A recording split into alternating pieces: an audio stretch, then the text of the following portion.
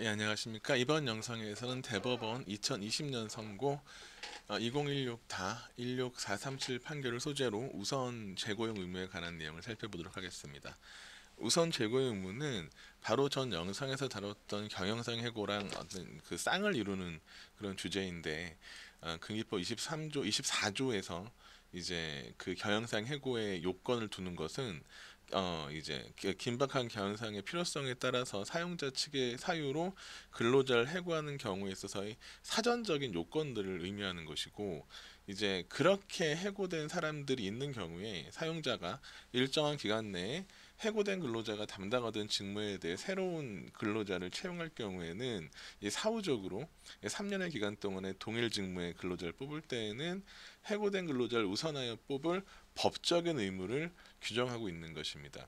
사실 이제 초창기에 논의가 됐던 것은 이 제도에 대해서 사용자가 부담한 의무가 법적인 의무냐 아니면 이제 소구할 수 없는 뭐 도의상 의무냐, 그런 논의가 있었는데, 그런 것들이 다 정리가 되고 이 판결에서 나오는 것은 이제 명확하게 법적인 의무이다. 그런 의무는 이제 법적인 의무이고, 특히나 이제 사용자에게 사법상 의무가 있기 때문에 근로자 입장에서는 그 의무 위반에 대해서 소송을 통해서 구제받을 수 있는데, 그 소송의 형태가 좀 독특하게 이제 고용의 의사 표시를 가름하는 이제 이행여소를 구할 수 있고, 그 판결이 확정된 기까지의 기간 동안에는 이제 의무 위반으로 인해 발생한 손해를 배상을 청구할 수 있는 두 가지 경로를 통해서 구제받을 수 있다는 것이 좀 명확하게 정리된 것이고요. 또 더 나가면 그 손해배상 관련되어서는 흔히 우리가 중간 수입 공제, 사실 수입이라는 표현은 일본식 표현이고 우리말로 바꾸면 소득 인컴인 거죠. 중간 소득 공제 라는 것을 인정되는지 여부, 손익상계가 되는지, 손익공제가 된다. 그 경우에 손익상계 한도가 어디까지인 것이냐. 일반적인 부당해고 구제, 그러니까 해고무효 확인해소에서의 손익상계가 휴업급여를 한도로 하는 중간수익공제 한도가 있는 반면에 이 사안에서는 그런 한도가 없다라는 것까지가 이 판결의 내용이 되는 거예요. 이제 배경 지식을 넘어가게 되면은 이제 첫 번째 쟁점은 우선 재고용 의무라는 법상의 의무가 어떤 경우에 성립하는지 성립 시점을 확정해야 되는 것이고, 두 번째는 그런 재고용 의무 위반 시 법률 효과는 무엇이다 언급한 대로 이제 그 사용자 측에 채용의 의사를 표시를 구하는 소송을 할 수 있다. 의사 표시를 가름하는 소를 할 수 있다라는 것과, 그 판결이 확정되기 전까지, 즉 근로 관계가 발생하지 않은 단계에서는 의무 위반 자체를 이유로 한 손해배상이 가능하다라는 것이 이제 주된 쟁점이 됩니다. 판결의 맥락을 좀 보겠습니다. 법조문부터 보게 되면은 25조 1항, 24조가 경영상 해고의 요건이었고, 그 경영상 해고의 정당성에 관련된 조항이었고, 25조는 경영상 해고가 벌어질 경우에 사후적으로 인정되는 구제 방법들인 거죠. 그렇게 체계화시키고, 24조에 따라, 즉 경영상 해고에 따라 근로자를 해고한 사용자는, 그러니까 만약에 해고 자체가 경영상 해고가 아니라 뭐 징계 해고라든가 다른 방식이라면 이 조항과 무관한 거예요. 경영상 해고를 전제로 해요. 그 경우에 근로자를 해고한 날부터 3년 이내에, 기간적 조건이죠. 이내니까 포함되는 거죠. 이상 이하 마찬가지로 써있자 쓰게 된다 그러면, 이내라 그러면은 3년 되는 날까지 포함하는 기간이에요. 너무 상식적인 얘기예요. 해고된 근로자가 해고 당시에 담당했던 업무와 같은 업무를 할 근로자를 채용하려고 할 경우 요건인 거죠. 그러니까 3년 기간 동안에 해고된 근로자가 담당하던 직무랑 동일한 직무를 할 근로자를 채용할 경우에는, 해고된 근로자가 원하면, 법문상 원하면이란 말이 나와서 여기에 대한 해석사항이 좀 나올 수 있는 얘기가, 근로자가 먼저 원해야 되는 거 아니야 라는 게 있겠지만, 그렇게 해석하지 않고 우리 판례는 이 경우에 사용자가 먼저 근로자의 의사를 물어봐야 된다라는 것을 요구하고 있어요. 물론 뭐 이제 뭐 특별한 사정이 있으면 그렇지 않지만, 원칙적으로는 3년 내에 근로자를 채용할 경우에는 근로자에게 그 취업 의사를 확인해야 되는 것을 요구하고 있습니다. 그 근로자를 우선적으로 고용해야 한다. 말 그대로 의무죠. 고용해야 되는 것이죠. 법상의 의무인 것이고, 따라서 여기서 이제 그 사법상 구제가 가능하다. 그 법원을 통한 구제가 가능하다인 거고, 그 구제의 방법을 볼게요. 우선 재고의 의무가 위반되었을 경우에 근로자 측에서 어떠한 주장을 할 수 있는가? 먼저 고용관계가 당연히 성립되는가 간주되는가 그건 아니라는 거예요. 말 그대로 청구할 수 있는 것이지 이제 간주가 되는 건 아니에요. 그러니까 소송 형태를 근로자지 확인의 소라는 것은 허용되지가 않는 거고 고용의 의사를 가름하는 그런 의사표시를 구한 의사표시에 가름하는 소송을 구하는 이행의 소가 확인의 소가 아니라 이행의 소가 되는 것이다. 다만 이제 민사집행법 할 때 배우겠지만 이러한 의사표시를 가름하는 이제 그런 소송 같은 경우에는 판결이 확정되면 집행에 문제가 남지 않는다고 하죠. 왜냐하면 판결이 확정되면 그런 의사표시가 있는 걸로 그때 간주가 되기 때문에 판결 확정 시에 사용자의 고용의 의사가 있는 걸로 간주가 되는 거고 그러면 근로자가 소구한 때 존재하는 의사랑 합치가 되죠. 그러면 그 시점부터 고용관계가 성립한 것으로 인정되는 거죠. 그것은 판결의 효력인 거죠. 요컨대 고용간주는 아니고 고용에 관한 의사표시를 가름하는 판결이다. 판결을 구해야 된다라는 거죠. 가름하다라는 말 법에서는 많이 쓰죠. 일상용에서는 많이 안 쓰죠. 일상에서는 대체한다라 replace라는 말을 쓰는데 이제 가름이라는 말은 중세국어의 갈다라는 동사에서 나오는 명사인 거죠. 갈다, 대체하다. 법에서는 가름하다라는 말 많이 써요. 익숙해지세요. 임금 상당의 손해배상 청구 가능하다. 왜 이게 의미가 있냐면 이제 사용자 입장에서 의무 위반이라는 사실을 존속하는데 종국적인 의무의 이행은 근로관계의 성립은 언제 이루어지는 거예요? 판결 확정 시 이루어지죠. 그러면 그 전까지 의무 위반 상태가 존재하는데 고용관계는 판결 확정 시에 성립되니 그 앞 단계에서 근로자가 얻을 수 있는 것은 손해배상을 통하는 거죠. 이런 논리 구조는 뭐 우리가 다루진 않습니다만 불법 파견 시 근로관계 관련되어서도 유사해요. 뭐 그 이제 파견법을 보게 되면은 파견 기간을 뭐 초과하게 되면은 근로자는 이제 그 고용 관계를 성립을 소구할 수 있게 되고 그 경우에도 판결 확정 시에 이제 그 사용 사업주와 파견 근로자 간의 근로 관계가 성립하는 걸로 인정이 되고 그 앞 단계에서는 손해배상 인정이 된다라는 식으로 이제 구조가 짜여지거든요. 아주 동일한 형태가 되는 거예요. 이제 우리는 좀 낯설지만 이런 방식이 노동법상의 소송에서는 이렇게 아주 드문 건 아니에요. 이렇게 해서 임금 상당의 손해배상이 가능해지고 그 문제가 되는 건 뭐냐면 이렇게 이제 고용 우선 재고 의무가 위반되는 동안에 해고된 근로자가 그냥 넋놓고 있지는 않겠죠. 다른 데에서 소득을 얻는 경우가 있을 거잖아요. 그러면 이 경우에 저는 개인적으로는 손익상계가 안 되는 게 맞지 않냐라는 생각을 갖고 있어요. 개인적으로는.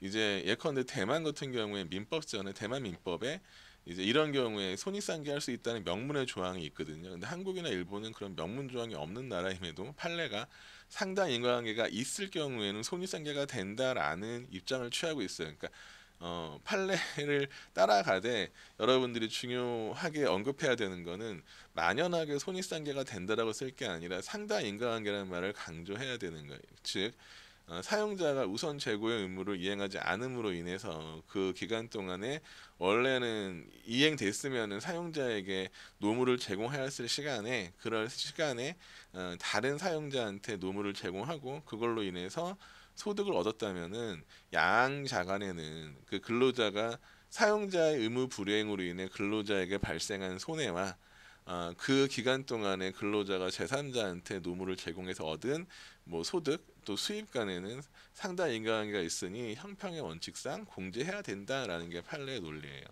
저는 개인적으로 동의하지 않지만 그렇게 되어 있고 더 나아가서 이 경우에 일단 우리가 지금 다루진 않습니다만 해고 무효 확인의 소 같은 경우에는 해고 무효 확인의 소와 이제 동시에 해고된 기간 동안에 임금 청구를 같이 하거든요. 백페이가 되는 거죠.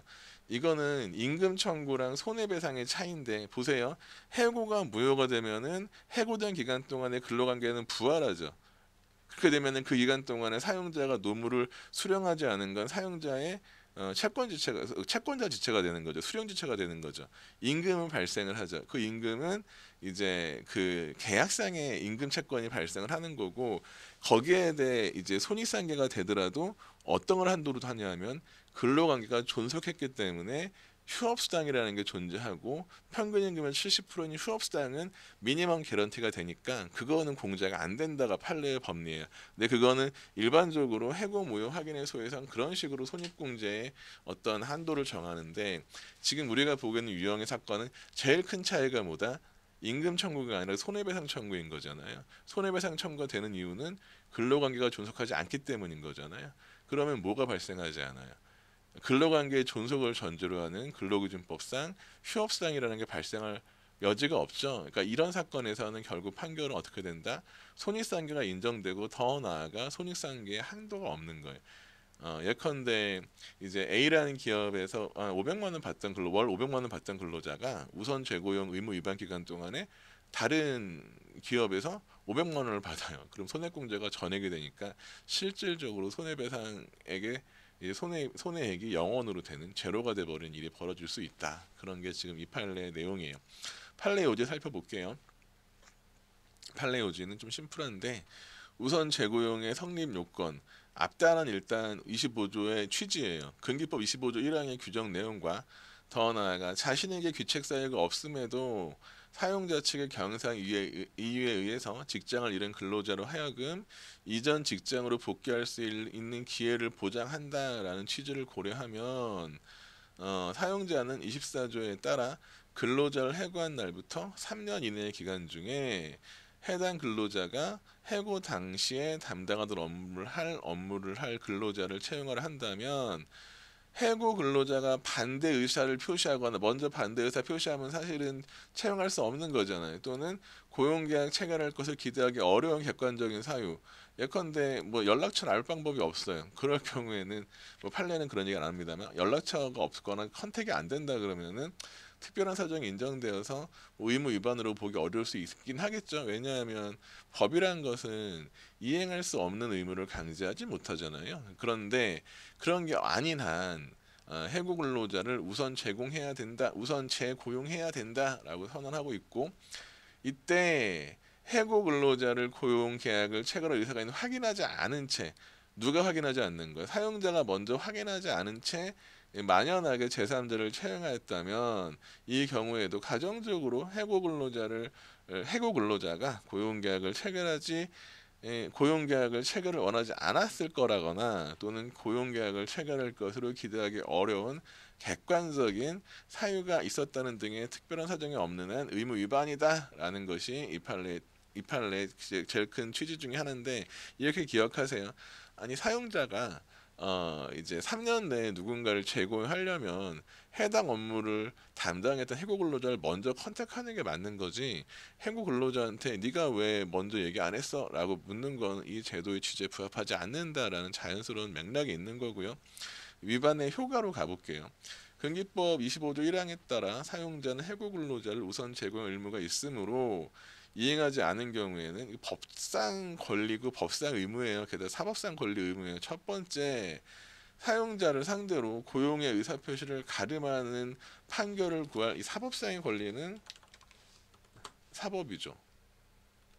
사법상의 권리가 있는 것이고 판결이 확정되면 고용관계가 성립한다. 이건 대단히 어려운 법리가 아니고 방금 언급한 바와 같이 이제 의사표시를 가름하는 판결을 구할 때 집행이라는 것 자체가 따로 없고 판결 확정되면 의사표시 있는 걸로 간주된다, 인정된다라는 거죠. 그게 집행인 거죠. 또한 해고 근로자는 사용자가 위 규정을 위반하여 우선 재고의 의무를 이행하지 않은 데 대하여 우선 재고 의무가 발생한 때부터 고용관계 성립할 때까지 결국 언제요? 판결 확정시 때까지 이 의사표시를 구하는 판결이 확정될 때까지 임금 상당에게 손해를 청구할 수 있다. 근데 손익상계가 나올 텐데 이제 채무불이행, 불법행위 등 손해를 입은 채권자, 피해자 등이 동일 원인에 의하여 이득을 얻을 때에는 공평의 관념상 그 이익은 손해배상 산정할 때 공제돼야 된다. 손익상계라고도 불리고 손익공제라고도 불리우죠. 이와 같이 손해배상액을 산정할 때 손해상계가 허용되기 위해서는 뭐가 있어야 된다? 상당 인과관계 있어야 된다. 그런데 우리 판례는 사용자의 고용의무, 우선재고 의무 불이행을 이유로 손해배상할 경우에 그 근로자가 사용자에게 제공했어야 될 근로를 다른 직장에 제공함으로 얻은 그 이익은 상당 인과관계가 인정된다면 손해배상 산정에서 공제돼야 된다. 그러니까 상당 인과관계라는 말을 강조하셔야 되는 거예요. 만연이 되는 건 아니에요. 전 이 상당을 너무 넓게 인정한다는 게 제 불만인 거고 하지만 판례는 인정하고 있는 거고 그 다음에 손익상계 한도에 대해서 사용자의 고용 의무 불이행을 이유로 손해배상을 구하는 경우와 같이 근로관계가 일단 해소되어 유효 존속하지 않는 경우라면 근기법이 적용되지 않죠. 왜냐하면 근로기준법은 근로자와 사용자의 관계에 적용되는 건데, 근로관계가 존속할 때 적용되는 건데, 이미 해고된 근로자, 유효하게 해고된 근로자의 경우에는 이제 이 채권 그 사법상의 이제 고용관계를 이제 청구할 수 있는 사법상의 청구권이 존재하는 거지 고용관계가 존재하는 건 아니잖아요. 그러니까 근기법 46조의 휴업수당은 규정되지 않는다. 따라서 이 경우에는 손익상계 한도가 없다라는 거고, 이 판결 같은 경우에는 하나의 판결을 그냥 마냥 그냥 읽으면은 조금 오해할 수 있는 부분이, 이제 경영상 해고는 보통 다수의 사람이 해고가 되죠. 이제 좀 맥락을 얘기하면, 우리가 지금 보기엔 우선 제공의 의무는 사실 미국에서는 이제 리콜이라고 불리우는 제도고요. 미국에는 사실 해고가 아니라 레이오프라 그래서 이제 무급휴직 방식으로 리던던시 잉여 인력을 정리를 하는데, 그때 미국은 보통들 이제 리콜할 때 리스트를 만들어요. 그러니까 누구부터 재고용하는지를 명단을 처음에 만들어서 그거 순서대로 재고용을 하거든요. 한국은 그런 관행이 없고 법도 요구하지 않죠. 만약에 두 명이 해고가 돼요. 그러면은 같은 직종에 있는 사람 두 명이 해고가 됐는데, 한 명을 새로 채용할 때 그 두 명 중에 누구를 채용할지는 사실상 사용자한테 어느 정도의 선택권 옵션이 있는 거잖아요. 그러면은 A라는 사람과 B라는 사람이 해고됐는데, 이제 A가 아니라 B를 채용했어요. 그럼 A가 사용자한테 왜 B를 채용했어 내가 아니고 라는 걸로 소송을 제기하고 할 경우에 과연 법원이 의무 위반을 인정할 수 있겠는가 라는 거에 대한 의구심이 남거든요. 한국은 거기에 대해서는 기본이 공백 상태예요. 입법이 없어요. 이 판결 같은 경우에는 대상 판결은 복지시설에서 두 명을 해고한 거야. 원고와 소의 일, 두 명이 해고되었죠. 그러면 이때 이제 어떻게 판결됐냐 하면, 늦어도 두 명을 채용할 무렵, 즉 이제 두 명이 해고가 됐는데 그 두 명이 같은 직종이었어요. 같은 직무를 했어요. 그럼 그 직무를 하던 사람이 한 명이 아니라 두 명이 채용됐다. 다른 사람이. 그러면 두 명, 늦어도 두 명이 채용됐을 때에는 구체적으로 의무 위반이 확정이 되는 거죠. 늦어도 갑이 해고될 당시 담당하였던 생활부 업무 담당 생활재활교사 업무의 근로자를 두 명째, 이 두 명째가 막 나오는 게 아니라고. 이 판결서는 두 명이 해고됐으니까 두 명째인 거고, 만약에 사안이 세 명이 해고됐으면은 세 명째, 늦어도 세 명째 채용한 무렵에는 위반이다라고 판결이 나왔겠죠. 그러니까 이걸 그냥 판결에 있는 문구를 그냥 몇 명이 해고된 거 무관하게 두 명째 채용한 무렵에 위반이 확정되는 게 아니고, 이 판결과처럼 두 명이 해고된 경우에 두 명이다라고 보시면 돼요.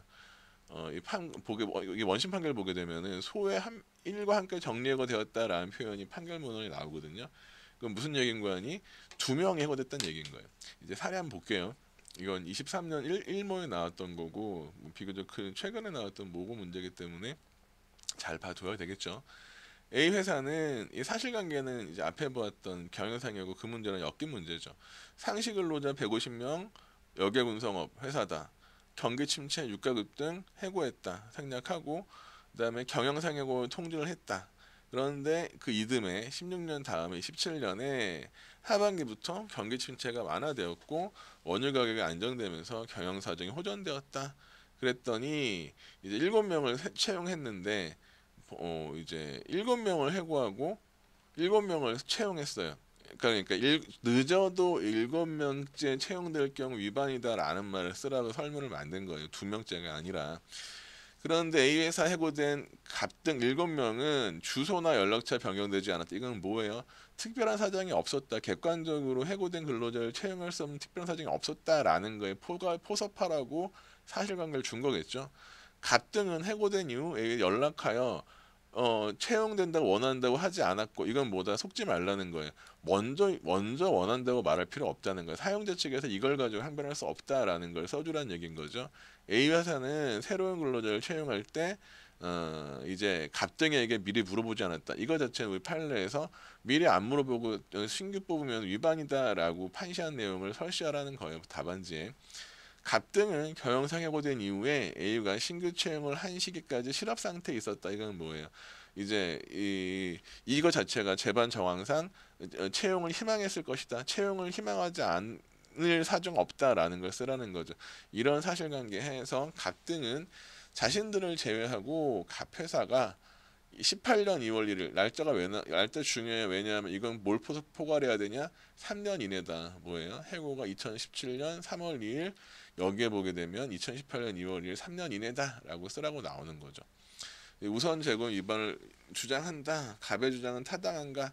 문제는 되게 쉽게 내는 문제거든요. 이 문제 사실 보통도 이렇게 된 다음에 제가 만약에 문제를 내면은 이렇게 냈을 거예요. 어렵게 낸다 그러면은 우선 제거의 의무를 위반한 것으로 주장한다라고 내지 않고 만약에 이제 근로자 지위 확인 해소를 제기하였다라고 내버린다면은 문제가 꼬이죠. 어떻게 풀어야 되는 거예요? 우선 제고 의무 있지만 쟁송 방법은 의사 표시를 가름하는 소를 제기하는 거기 때문에 그 소는 부적법하다라고 풀어야 되겠죠. 그렇게 되면 좀 문제를 어렵게 내는 방법인 건데 뭐고는 좀 되게 그러니까 스트레이트하게 냈고 사실 최근에 변호사 시험 문제가 그렇게 어렵게 안 나오는 경향성이 있는 건 몇 번 말씀을 드렸고 문제를 풀어볼게요.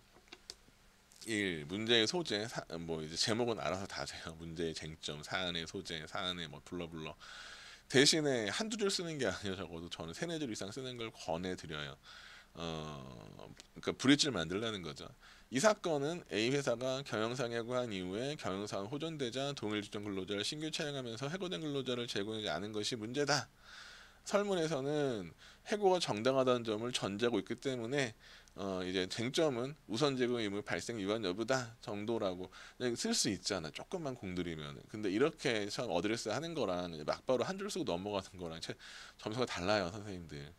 그다음 관련 법리를 뭐 조문 쓰고 판례 쓸 수 있지만 그냥 이제 그냥 하나하나 스트레이트하게 분설해서 들어가 봅시다. 첫 번째, 우선 제고의 의무의 근거와 취지. 심플하게 경영상 해고는 근로자에게 책임이 없는 사유잖아요. 책임이 없는 사유로 해고된 근로자들의 생활 안전을 위하는 것이 법의 취지이기 때문에 이제 경영상 해고로 인하여 불가피하게 직장을 잃은 근로자에 대해 일정 기간 3년 동안 고용기를 우선적으로 보장하는 것이 취지가 있다. 법적인 의무이다. 법문상 근로자가 원하면이라고 하고 있지만 문헌만 본다면 마치 근로자가 먼저 제공을 원하는 것을 요건으로 하는 것처럼 보일 수 있지만 이 제도의 취지상 그게 아니다. 판례는 이를 해석함에 있어서 특별한 사정이 없는 한 사용자가 해고 근로자에게 고용계약 체결 의사가 있는지를 확인할 의무가 있다고 본다. 따라서 별도로 근로자가 재고를 원한다는 의사를 사전에 표시하지 않더라도 사용자 측에서 먼저 고용 의사를 확인해야 된다. 그렇지 않고 제3자를 만연히 채용할 경우에는 의무 위반이다. 의무 위반의 효과. 사실 이 부분은 이제 이 문제에서 묻고 있진 않아요, 사실.